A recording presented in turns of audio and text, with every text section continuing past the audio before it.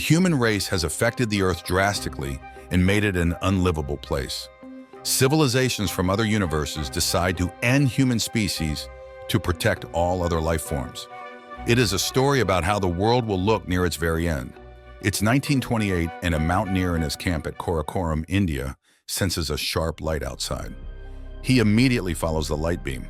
Amid a heavy snowstorm, he hardly approaches the source of light, which is a sphere settled on the top of the mountain. He approaches it, and his curiosity urges him to touch it. The hard sphere does not let him invade its interior, hence he breaks the outer shell using a pickaxe and makes a small hole in it. As soon as he immersed his hand in the hole, a sharp light bleared his eyes, and he fell unconscious. The man regains his consciousness after some time, but by then the sphere is gone, leaving a small scar on the back of his hand. Dr. Helen is a microbiologist and an avid researcher of microorganisms. She delivers a lecture, denies the invitation to an afternoon party, and gets back home. She enjoys being in her home's peaceful environment with her son Jacob. Helen performs everyday chores at home while Jacob plays the video game. She wants him to shut the laptop when he suddenly looks at the shaving razor. Jacob misses his deceased father, and he refuses to give his dad's shaving razor to Helen. Tired of futile reasoning with him, Helen leaves the razor and steps downstairs quickly to answer the phone call. The person on the other side of the call confirms her name and credentials and asks her to get ready in a minute. Some people are coming to pick her up shortly. At the same time, a few cars stopped in front of her house, asking her to accompany them. They are representatives of the federal government, refusing to tell the reason for their arrest. She can't leave her son alone, hence she leaves Jacob with her neighbor Isabel and gets in the car with them. On the way, she is informed that they cannot tell the reason for her abduction as it is a national security issue. Hence, she has to wait until they reach their destination. The highway is noticeably empty. To her surprise, the whole highway was shut down to take her to her destination quickly. They stop the car at the military base, where she is transferred to a helicopter with a number of people from different races. One thing that is common among most people is that everyone is an expert in their field. They reach the military barracks, and upon entrance, they are asked to leave the cellular phones and cameras outside. Helen hides them inside her jacket and finds her friend Michael. He quickly escorted her to a conference room to brief her on the matter. He shares that an object that had a path 1,000,000 miles away from the Earth has changed its trajectory. Now it is getting closer to the Earth each moment, and they have only 78 minutes before it hits the Earth at high speed. Military missiles have a very low chance of hitting them accurately. They all understand the gravity of the situation, and Helen hides in the washroom to talk to Jacob for one last time. As if the information is correct, the human race will go extinct in this event.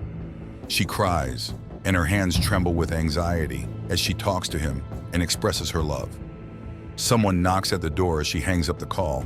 It's a soldier asking her to let her use the phone. Once again, the whole team of scientists sits in the helicopter when they receive the news that the object is still approaching the Earth. But now its speed is slowing down. The military wants to destroy the object using missiles, but their launch capability is disabled. As soon as the object hits Earth, everything will vanish, and they will begin the countdown. Unexpectedly, nothing happened, and they received the update that the object was slowing down as it was nearing the Earth. Everyone on the street and in the helicopter with Helen starts looking out of the window to see the light object landing on the Earth's surface in Manhattan. The object lands with a massive windstorm, and a helicopter lands on the ground nearby. Wearing protective dresses, Helen and her companions approach it. The army surrounds it from every direction to deal with the possible threat. Everything is unclear about it, making the matter mysterious. A sharp light emerges that blares the eyes of everyone. Suddenly, Helen approaches nearby and touches the slimy object, trying to emerge from it. But in a frenzy, the army fires a bullet at the figure emerging from the sphere. It starts bleeding, and at the same time, a metal robot comes out of the sphere. As soon as it approaches humans, a sharp, ultrasonic sound emerges, shutting down weapons and headlights, and then finally, all the humans fall down. The robot approaches Helen and touches the slimy figure. Afterwards, the sound silences and everyone stands up. They hurriedly transferred the slimy figure to the medical intervention facility. However, they have no idea what it is. It is still bleeding from the gunshot. Helen wants them to convey the IV line as she sees the fluid is red, advocating the presence of hemoglobin. They want to steal the DNA from that figure. But during the surgery, the doctor revealed that its outer slimy layer was breaking and was like the placenta. After some time, the doctor removes the layer and finds a full-grown human inside it. As soon as it gains consciousness, he wants to escape from the tube. Helen tries to calm him down and he pleads for help. While the whole world is in chaos, they are relocating in huge quantities. The U.S. President's secretary holds an urgent meeting and receives the briefing. She diverts their attention from the nature of the slimy man to the fact that as soon as the sphere landed on the Earth, it disabled their whole defense system. It shows that they know everything about them and want to take over. While we know nothing, on the other hand, the DNA sample results reveal that the person has human DNA. While the slime encasing is just like the human placenta, they plan to take the sample from the human DNA before developing a person like him and send him on Earth as a newborn baby in the placenta for the best survival skills. Every hour he is developing at an exponential rate. The secretary is eager to see him and is astonished to discover that he speaks human language when he requests water. The man has difficulty holding the glass and reveals that he is an alien. His original face would be horrible for them. He says his name is Klaatu, and when the secretary wants to know his agenda, he asks to invite world leaders to talk. She wants to know his intentions, and to her surprise, Klaatu shares that they are a large civilization and the planet Earth is not a human's planet. Worried by Klaatu's strange talk, the secretary suggests seducing the man for some time as he wants to meet the UN. Secretary knows from world history that, as a developed civilization, they might want to extinguish them.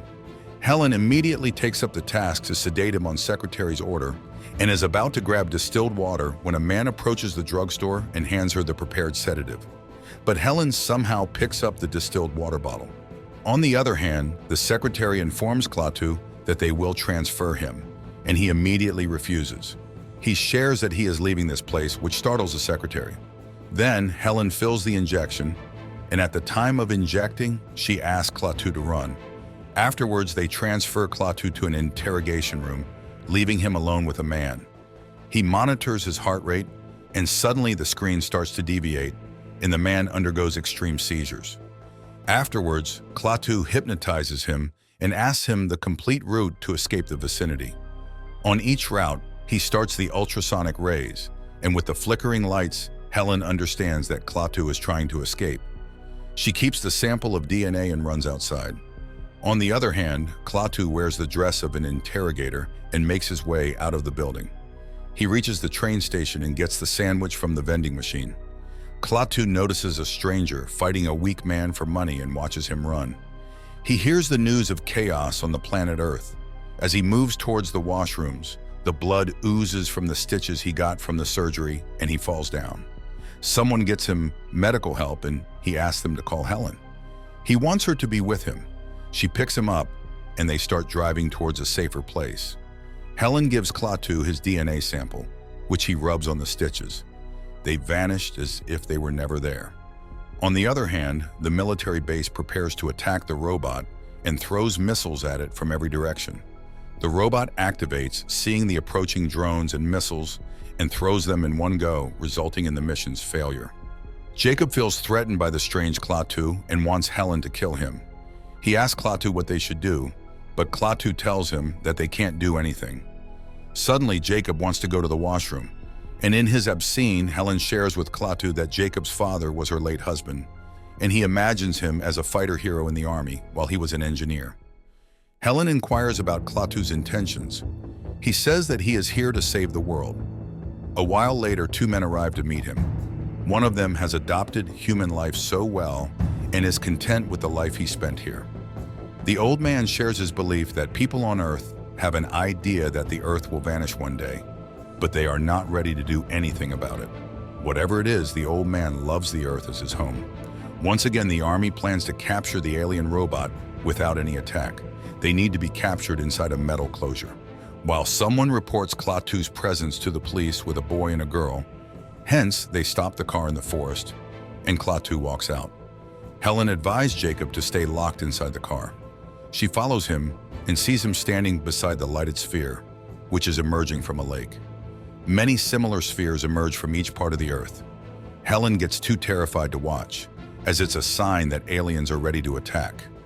The secretary views the emerging spheres, and they are so ready to do something to save the planet. On the other hand, Jacob runs towards Klaatu to fight, sensing that his intentions are not good. Suddenly, they stop seeing the big light, and at the same time, Klaatu returns, and Jacob gets angry at him for being one of the enemies. Klaatu shares that the planet Earth is dying, and to save it from dying, they have to remove one species from the Earth, which is humans. Helen retaliates, saying that they will and can change themselves to save the planet. But Klaatu shares that there is nothing they can do as the process has already started. A policeman identifies Klaatu and parks the car nearby to arrest him. Knowing how powerful Klaatu is, Jacob pleads with him to leave the policeman. But Klaatu kills him by reversing the car over his body. Afterwards, watching Jacob and Helen horrify him, he puts the hand on the policeman's head and revives him. Helen wants to have one last chance to convince Klaatu by taking him to the real-world leader. On the other hand, the nature of the sphere is like an arc. Hence, they expect a flood from it. Soon, Helen takes Klaatu to the Nobel Prize-winning professor in biology. He startles when he sees Klaatu has already solved a problem on the board. While the military has decided to drill the metal robot to start their analysis, a light emerges from it, disabling the drill. The world is fighting for resources and trying to find Klaatu as the main culprit. Klaatu tells the professor that once their son was dying, and they knew they were on the verge of extinction. They adopted and changed. Hence, the professor wants Klaatu to understand that it's humans' moment to understand and change. It is not aliens' responsibility to end this race. Klaatu gets the point and comes out of his house. The professor advises Helen to change his mind, as she is the only one he trusts and can change her mind right now. Suddenly, Jacob sees a helicopter and waves his hands to tell Klaatu he is here. They target him, then lift Helen up. Klaatu destroys another helicopter. Jacob feels so afraid of Klaatu and pleads with him to take him home. The military drills the robot and fetches the extract in the tubes. The metal worms quickly replicate inside the tube. While Helen tries to reason with the secretary to leave her, it's the only way they can convince him. Suddenly, the man operating the robot to take the sample sees the change in the sample tube. His suit gets damaged as soon as he touches it, but they don't open the room's door, and the technician dies inside. Suddenly, those cells start spreading, and a huge fire burns the premises. Suddenly, the robot changes into numerous flies, but no one opens the door of the room.